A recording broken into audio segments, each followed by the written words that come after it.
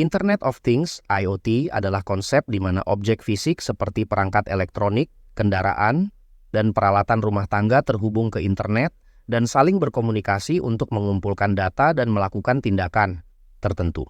Ketika diterapkan dalam program pemasaran, IoT dapat membantu perusahaan untuk mengumpulkan data tentang perilaku konsumen, meningkatkan pengalaman konsumen, dan meningkatkan efisiensi operasional.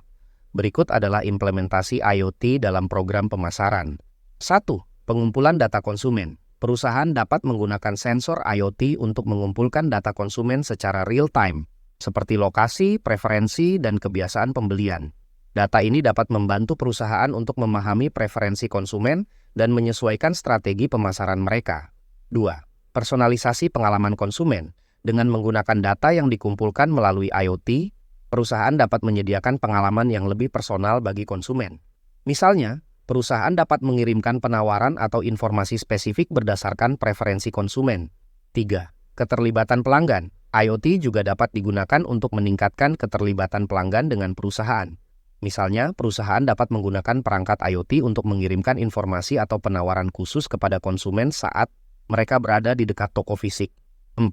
Analisis kinerja kampanye pemasaran. Dengan menggunakan sensor IoT, perusahaan dapat melacak kinerja kampanye pemasaran mereka secara real-time. Data ini dapat membantu perusahaan untuk mengevaluasi efektivitas kampanye dan membuat penyesuaian yang diperlukan.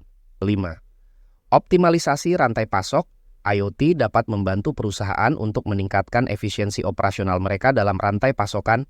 Misalnya, perusahaan dapat menggunakan sensor IoT untuk memantau inventaris dan mengurangi risiko. Dengan menerapkan IoT dalam program pemasaran, perusahaan dapat meningkatkan pengalaman konsumen, meningkatkan efisiensi operasional, dan membuat keputusan pemasaran yang lebih cerdas berdasarkan data yang akurat dan real-time. Serunya belajar jualan.